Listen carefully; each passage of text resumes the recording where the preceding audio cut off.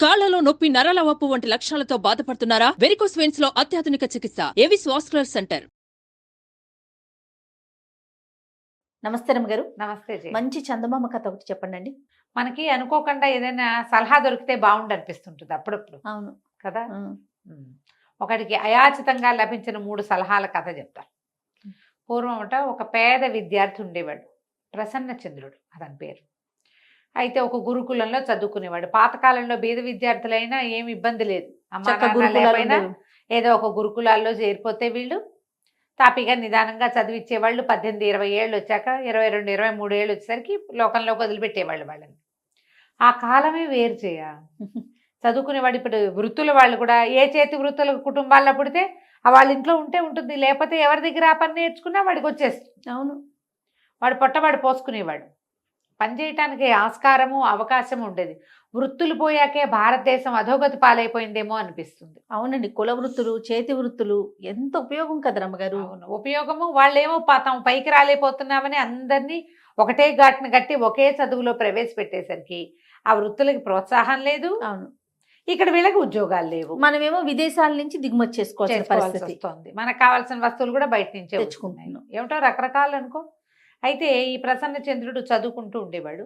ఇతనికి ఒక పెద్దనాన్న ఉండేవాడు, సోమచంద్రుడు ఆయన పేరు. ఆయన కాశీనగరంలో మంచి అధికార పదవిలోనే ఉండేవాడు.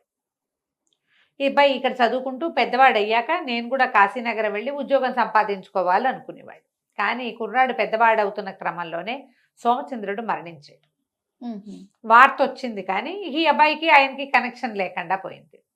అయితే ఏమైంది, సరే చదువు అయిపోయింది. గురువుగారు అన్నారు, అబ్బాయి నీకు కాశీ వెళ్ళాలని ఉంది కదరా, దారి బత్తానికి ఏదో ఈ పావలా ఉంచుకో, నీ దారి నువ్వు వెళ్ళు అంటే. ఆ కాలంలో ఇంకొక ప్లస్ ఏమి ఉండేదంటే, ఏదైనా ఒక ఊరు వాళ్ళు కాశీనగరానికి వెళ్తుంటే మధ్యలో సత్రాలు ఉండేవి. సత్రాల్లో భోజన వసతి లభించేది. ఇందులో కులాల వారీగా సత్రాలు కూడా ఉండేవి. ఇప్పుడు కూడా మనకు కనిపిస్తుంటాయి చూడు. అయితే ఏమైంది, అబ్బాయి అలా వెళ్తూ వెళ్తూ నడుచుకు బయలుదేరేటప్పుడు ఏముంది, బళ్ళెక్కితే కొంచెం డబ్బు ఖర్చు, లేకపోతే కాలు నడక నలుగురు పోతుంటే వాళ్ళతో పాటు నడిచి వెళ్ళిపోవటమే. ఈ వెళ్తూ వెళ్తూ వెళ్తూ ఒక గ్రామంలో ఆగాడు. గ్రామంలో ఆగితే సరే ఏమైంది, అక్కడ ఒక బ్రాహ్మణ సత్రం ఉంది. ఈ అబ్బాయి సత్రంలోకి వెళ్ళి ఏదో తన పేరు అది చెప్పుకున్నాడు, గురువుగారి పేరు చెప్పుకుని, తన పెదనాన్న పేరు చెప్పుకుని కాశీ వెళ్తున్నానంటే సరే భోజన వసతి 2 రోజులు 4 రోజులు బాగా నడిచాడు. ఆకులు అలమలు ఏవో తిన్నాడు. ఓ 2-3 రోజులు ఇక్కడ సుష్టుగా ఆహారం తిని నిద్రపోతే తర్వాత మళ్ళీ ఓ వారం రోజులు నడకకి సులువు. 2 రోజులు ఉందామనుకున్నాడు. ఆ రోజు ఉదయం ఉన్నాడు. సాయంకాలం విపరీతమైన చలి. ఆ కాలం మంచి సీజన్, మంచి చలికాలం అనమాట. ఇతను ఏం చేశాడు, కాస్త ఇక సత్రంలో మధ్యలో ఒక దీంట్లో కుంపటేదో వెలిగింపించుకుని అక్కడ కూర్చున్నాడు. కూర్చుంటే గుమ్మంలో ఒక బికారి వాడు ఒకడు అట్లా చూస్తూ కనిపించాడు. ఉడుకుతున్నాడు. ఇతను మంట పెట్టించుకుని ఉన్నాడు కదా, చిన్న చలిమంట లాంటిది, కుంపట్ లాంటిది పెట్టుకున్నాడు. సరే దారా ఇక్కడ కూర్చో, చలి కాగుతూ కానీ బాగా చలిగా ఉంది బయట అంటే, వాడు ఆ బికారి వాడు పాతగుడ్డ ఏదో కట్టుకుని ఉన్నాడు. లోపలికి వచ్చి మునగదీసి కూర్చొని ఆ పొయ్యి దగ్గర కూర్చున్నాడు వెచ్చగా. కాసేపటికి ఒళ్ళు వెచ్చబడి చలి తగ్గింది. ఇంతలో ఏమైంది, చీకటి పడింది కదా, సాయంకాలం 7 గంటలకు అట్లా భోజనం పెట్టేసేవాళ్ళు. ఆ సత్రంలో పనిచేసే వంట ఆయన కుర్రవాడు ఒకడు ఇతనికి భోజనం పట్టుకొచ్చాడు. పట్టుకొచ్చేసరికల్లా ఇతను పళ్ళెం ముందు పెట్టుకున్నాడు. కానీ ప్రసన్నచంద్రుడు ఆ బికారి వాడి దృష్టి అంతా పళ్ళెం మీదే ఉంది. వాడి దారి వాడు చలి కాగట్లా. సరే ఏమో ఆకలిస్తుందా అని అడిగి ఇదిగో తినని తన ముందున్న పళ్ళెం ఎత్తి ఆ వాడి చేతిలో పెట్టాడు. పెట్టి ఆ సత్రం కుర్రాన్ని కేకేసి నాకు ఇంకో 4 రొట్టెలు తెచ్చిపెట్టు అని చెప్తే సరే వాడు ఇంకో 4 రొట్టెలు కూర పుచ్చుకొచ్చాడు. కాశీలో కాశీ దారిలో అన్నం దొరికేది కాదు ఎక్కువగా. ఆహారం అంటే సాధారణంగా రొట్టెలే. సరే ఆ బికారి వాడు హాయిగా అన్నీ తినేసాడు. తర్వాత ఇది ప్రసన్నచంద్రుడు కూడా తిన్నాడు. ఆ హాల్లోనే ఓ పక్కన మంచం వేశారు, అతను పడుకున్నాడు. ఆ బికారి వాడు కూడా ఆ పక్కన ఏదో చాప ఉంటే చాప పరుచుకుని నిద్రపోయాడు. లోపల వెచ్చగా ఉంది. బయట పడుకుంటే ఏముంది, చలికాలానికి బిగిసిపోవటమే. ఎక్కడైనా ఒక పంచం చేరాలి. వాడి ప్రసన్నచంద్రుడి పిలిచిన కేకతోటి ఇక్కడ ఉండిపోయాడు. ఉండేటప్పుడు ఏం చేశాడు, తెల్లవారి వెళ్తూ బాబు మీకు బాగా అత్యవసరమైనప్పుడు, ఏ సహాయము లభించట్లేదనిపించినప్పుడు, వేరే దారి లేనప్పుడు ఈ కాగితాలు వాడుకోండి 3 చీటీలు ఇతని చేతిలో పెట్టాడు.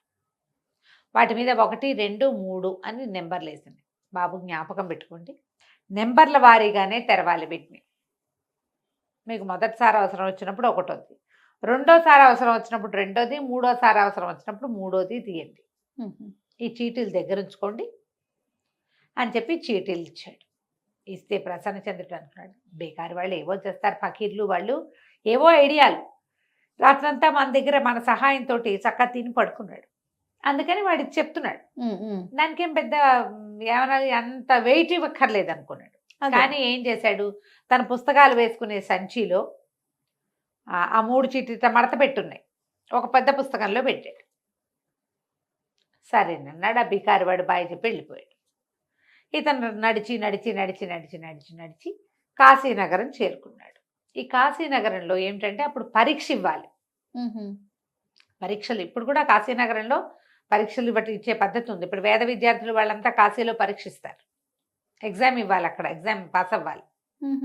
వచ్చిన వాళ్ళు మేము పరీక్షకు సిద్ధంగా ఉన్నామంటే ఓ 10 మంది గ్రూపుని చేసి 10 మందిని పరీక్షించి బాగా చదువుకున్న వాళ్ళని సెలెక్ట్ చేస్తారు. వేద విద్యార్థులకు కూడా అలాగే ఉంటుంది. ఇతను ఈ తన అధికార పదవి కోసం వచ్చాడు కదా, వాళ్ళ పెద్దనాన్న చేసిన పదవి లాంటి పదవి కోసం ట్రై చేశాడు. పరీక్ష ఫెయిల్ అయిపోయాడు, చేయలేకపోయాడు. ఏం చేయాలో తెలియలా. ఏదో సత్రంలో ఉన్నాడు, అన్నం పెడతారు. మళ్ళీ పరీక్షా సమయం రావడానికి 6 నెలలు పడుతుంది. ఈ 6 నెలలు భుక్తి సత్రం వాళ్ళు 3 రోజులు ఉంచుకుంటారు, పంపిస్తారు. ఇంకో సత్రాలు చేస్తే ఇంకో 3 రోజులు. ఎన్ని సత్రాలు తిరగాలి ఇట్లా? అదే 3 డేస్ ఉంచుకుంటారు ఫ్రీగా. ఏం చేయాలో తెలియలా.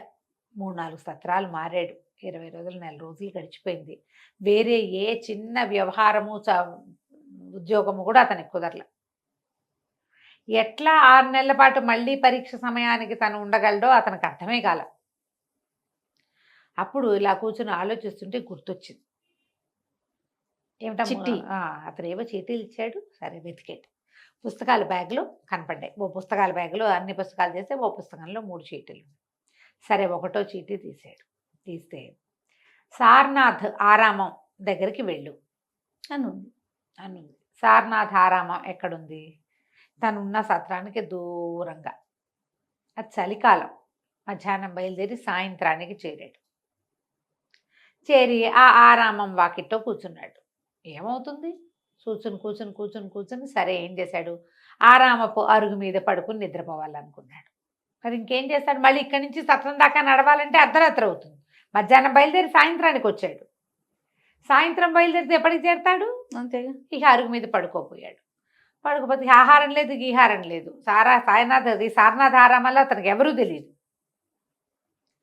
వాళ్ళు వీళ్ళకి అన్నం పెడతారో లేదో కూడా అతనికి తెలియదు. ఇంకేం ప్రయత్నం చేయలే. తన సామాన్లు ఎట్టాకు సత్రంలోనే సంచి ఓ మూట ఉన్నాయి, అంతకంటే ఏం లేవు. కానీ అరుగు మీద పడుకోబోతుంటే ఆ ఆరామ పాలకుడు ఉంటాడు కదా, ఆయన వ్యవహారం ఏమంటారు దాన్ని, మన సంచాలకుడు, ఆయన బయటకు వచ్చి చూసి, బాబు ఇక్కడ పడుకోవద్దయ్యా, చలి బాగా, పడుకోకూడదు, బయట పడుకోకూడదు, లోపలికి రా అన్నాడు. అనేసరికల్లా ఇతను మొహమాట పడి, వద్దులేండి నా దగ్గర డబ్బేమీ లేదు, ఆరామంలో అవన్నీ కుదరవు కదా, నేను ఇప్పుడు బయలుదేరినా వెళ్ళలేను, అర్ధరాత్రి అయిపోతుంది, చీకటి వెళ్ళలేను, తెల్లవారి నిద్ర లేచి వెళ్ళిపోతాను అంటే, అట్లా కాదు అట్లా కాదు, రారా లోపలికి రా, ఇట్లా చలికి ఏదైనా అయిపోతే ఆరామప్ప వాకిళ్లలో ఇలా అయిపోతే ఆ దోషం అంతా మాదైపోతుంది, రా బాబు పర్వాలేదు ఒక పూటకి ఏమైందిలే అని ఆయన బోళ్ళంతా బతిమలాడి ఇతన్ని లోపలికి తీసుకెళ్ళాడు. చాలా పెద్ద ఆరామం. సరే ఇంకా రూము గీము ఏం పెట్టకుండా ఆయన ఏం చేశాడు, తన గదిలోకి తీసుకుపోయాడు. ఆయనకి ఆఫీస్ రూమ్ ఉంది. ఆఫీస్ రూమ్లో కుంపటి వెలిగించింది. చలికి మెల్లిగా ఒళ్ళు వెచ్చబడింది. ఆయన ఏమన్నాడు, సరే నాతో పాటే తిందుగా నీ పూట, బ్రాహ్మణ కుర్రాడివి, నీకు పెడితే నాకు మంచిదేను అని ఎవరో పలివాడిని పిలిచి ఇద్దరికి భోజనం పట్టుకురా అంటే భోజనం తీసుకున్నారు. ఇద్దరు తిన్నారు. తిన్న తర్వాత ఏ ఊరు ఏమిటి ఏది కథాకమేషు కనుక్కున్నాడు. నా పేరు ప్రసన్నచంద్రుడు, ఫలానా ఊరు మాది, మా పెద్దనాన్న ఇక్కడే ఉండేవారు, ఆయన పేరు సోమచంద్రుడు, 5-6 సంవత్సరాల నాడు కాలం చేశారు, ఆయన ఉంటే నాకు బాగుండేది, నేను పరీక్ష ఇవ్వాలని వచ్చాను, పరీక్ష ఇచ్చామన్న పరీక్ష అవ్వాల, చదువుకుంటున్నాను, మళ్ళీ పరీక్ష ఇవ్వడానికి ఉన్నాను అనేసరికి ఆయన ఆశ్చర్యపోయి, సోమచంద్రుడా ఫలానా ఆయనేనా, ఫలానా గోత్రమేనా, ఫలానా ఇంటి పేరేనా, కాశీలో ఏం ఉద్యోగం చేసేవారు అన్నీ కనుక్కొని భలేవాడు పోయి, సోమచంద్రుడు నాకు చాలా కావాల్సిన వాడు, చాలా బాగా తెలుసు నాకు, సారనాథ్ ఆరామానికి ఆయన దీన్ని ప్రతిష్ట అవి జరిగినప్పుడు ఆయన బోల్డ్ అంత విరాళం ఇచ్చాడు, ఇటువైపు వచ్చినప్పుడు రాత్రులు నాతోటే భోజనం చేసేవాడు, ఆయన హిమాలయాలకు వెళ్ళొస్తానని కొంత సొమ్ము నా దగ్గర దాచిపెట్టాడు. తిరిగి వచ్చే ప్రయాణంలో ఆయన మరణించాడు. 2,000 రూపాయలు నా దగ్గర ఉన్నాయి ఆయనవి. ఆ కాలంలో 2,000 అంటే ఇప్పుడు అబ్బా. కనీసం 2 కోట్లు అని చెప్పి భలే దొరికావు. ఆయన వారసుడు, ఆయనకి సంతానం లేదు, ఆడపిల్లలు ఉన్నారు, పెళ్ళిళ్ళు అయిపోయినాయి. వాళ్ళు ఎక్కడున్నారో కూడా ఈ ప్రసన్నచంద్రుడికి తెలియదు. ఇతను పుట్టేసరికి అతని అక్కయ్యలకి పెళ్ళిళ్ళు అయిపోయినాయి. దాంతో ఆయన అన్ని పోల్చుకుని రేపు ఉదయం వేళ నిన్ను ఒకసారి చూస్తానని ఉదయం వేళ చూసి ఆ ప్రసన్నచంద్రుడికి ఆయన సోమచంద్రుడి పోలికలు ఉన్నాయని గ్రహించుకుని మొత్తం అతని వివరాలన్నీ తీసుకుని అవన్నీ రాసి పెట్టుకుని 2,000 రూపాయలు ఈ ప్రసన్నచంద్రుడికి ఇచ్చాడు ఆయన. అక్కడి నుంచి ఇతను కాశీలో చిన్న ఇల్లు కొనుక్కున్నాడు, ఏదో చిన్న వ్యాపారం లాంటిది ఏర్పరచుకున్నాడు. పరీక్ష ఇచ్చే ఉద్దేశం మాత్రం పోలేదు. ఇల్లు సెటిల్ అయిపోయాడు. అన్నీ సెటిల్ అయ్యి ఏదో చిన్న వ్యవహారం, చదువు స్టూడెంట్స్ని పెట్టుకుని పాఠాలు చెప్పుకునేవాడు, తను చదువుకునేవాడు, పాఠం చెప్పుకునేవాడు, డబ్బు కూడా వచ్చేది. మళ్ళీ పరీక్ష రాశాడు. రెండోసారి మళ్ళీ పరీక్ష ఇచ్చాడు. పరీక్ష ఫెయిల్ అయిపోయాడు. అర్థం కాలేదు. ఇంకొక అవకాశం, ఇంకొక 6 నెలలు గడిచింది. ఈసారి పరీక్ష దగ్గరికి వస్తుంటే ఇతని భయం వేయటం మొదలుపెట్టింది. అయితే ఏమనుకున్నాడు, ఒక్కసారి ఆ సలహాల చీటీ చూద్దామని చెప్పి తీసాడు. తీస్తే వారణాసి ఉత్తర ద్వారంలో దగ్గర ఉన్నటువంటి ఒక మిఠాయి దుకాణం ఒకటి ఉంది. ఉత్తర ద్వారం దగ్గర ఆ మిఠాయి దుకాణానికి వెళ్ళు అని ఉంది అందులో. నేను ఆశ్చర్యపోయాడు, ఏదో జరుగుతుంది అక్కడని వెళ్ళి ఆ మిఠాయి దుకాణానికి వెళ్ళాడు. అక్కడ ఏంటంటే పురమాయించాలి, ఫలానాది స్వీట్లు అవి కావాలి మాకంటే వాళ్ళు లోపల తెచ్చిస్తారు హోటల్ లాగానే. ఇతను పూరీలు, కూర, తర్వాత ఏమో ఒక తీపి పదార్థం ఏదో చెప్పి లోపలికి వెళ్ళి కూర్చున్నాడు. అక్కడ అతను కూర్చున్న బల్ల పక్కన 2 పెద్దవాళ్ళు కూర్చుని ఉన్నారు. కొంచెం ప్రైవేట్గా ఉంది లోపల, తక్కువ మంది జనం ఉన్నారు. వాళ్ళిద్దరూ ఏమిటి, ఎల్లుండి జరగబోయే పరీక్ష తాలూకు పరీక్షకులు. వాళ్ళిద్దరూ పరీక్షకు ఏ ప్రశ్నలు ఇవ్వాలి అని మాట్లాడుకుని, అసలు ఈ పరీక్ష ఇస్తే మనం కూడా రాయలేము, ఎవరు గెలవరు ఈ పరీక్షలో అని మాట్లాడుకుని ఆ ప్రశ్నలన్నీ డిస్కస్ చేసుకున్నారు. ఈయనన్నీ విని గుర్తుపెట్టుకుని ఆ ప్రశ్నలకు సమాధానాలు రాసుకుని క్షుణ్ణంగా చదువుకుని వెళ్ళాడు. ఓహో. 3వ రోజున పరీక్ష పెట్టారు. పరీక్ష చక్కగా రాసేసాడు. అడిగిన ప్రశ్నలకు సమాధానం చెప్పగలిగాడు. ఎన్నో కొన్నిటికి వాళ్ళు మాట్లాడిన ప్రశ్నలు ఇతనికి తెలుసు, మామూలుగా కొంత తెలుసు. తనకు తెలియని విషయాలు చదువుకున్నాడు. ఇంకేముంది, ఎగ్జామ్ సులువైపోయింది కదా, మరి పరీక్ష వచ్చేసింది. దాంతో పరీక్ష పాస్ అయిపోయి ఆయనకి ఈ విద్యాధికారి పదవి లభించింది. తర్వాత ప్రసన్నచంద్రుడు హాయిగా వివాహం చేసుకున్నాడు. బోళ్ళంత సంతానం కలిగింది, పెద్ద ఉద్యోగం. తన ఇంటిని పాఠశాలగా మార్చాడు. ఫ్రీ పాఠశాలగా ఉద్యోగం వచ్చింది కదా, ఇప్పుడు డబ్బులు తీసుకోవటం ఎందుకు, చక్కగా 2-3 ఉపాధ్యాయులను పెట్టుకుని బ్రహ్మాండమైన పాఠశాలగా మార్చి ఎంతో హాయిగా ఉన్నాడు. క్రమంగా ఏమైంది, చాలా కాలం గడిచాక కొడుకులకు కూడా వివాహాలయ్యి మనవాళ్ళు వాళ్ళు పుట్టారు. ఈయనకి 70వ పడిలో పడ్డాక ఏదో ఒక తీవ్రమైన అనారోగ్యం వచ్చింది. ఎంతమంది డాక్టర్లను చూసినా తగ్గటం అన్న మాట ఎత్తుకోవటంలా. ఈయనకేమనిపించింది, దీనికి సమాధానం 3వ సలహాలో ఉంటుంది అనుకున్నాడు. సరే ఏం చేశాడు, ఆ పుస్తకం వెతుకుని తీసాడు. 3వ దాంట్లో ఏముందంటే, మన వీలునామా సిద్ధం చేసుకో అని ఉంది. అంటే ఏమిటి అర్థం, వెళ్ళిపోతావు, నీకు ఇంకా లేదు అని. ఈయన ఏం చేశాడు, వెంటనే తన ఆస్తిపాస్తులంతా ఒక లిస్ట్ రాసి ఎవరెవరికి తను ఏమేమి ఇవ్వదలుచుకున్నాడో కాగితం రాసేసి ఆనందంగా మృత్యువుని ఆహ్వానించాడు.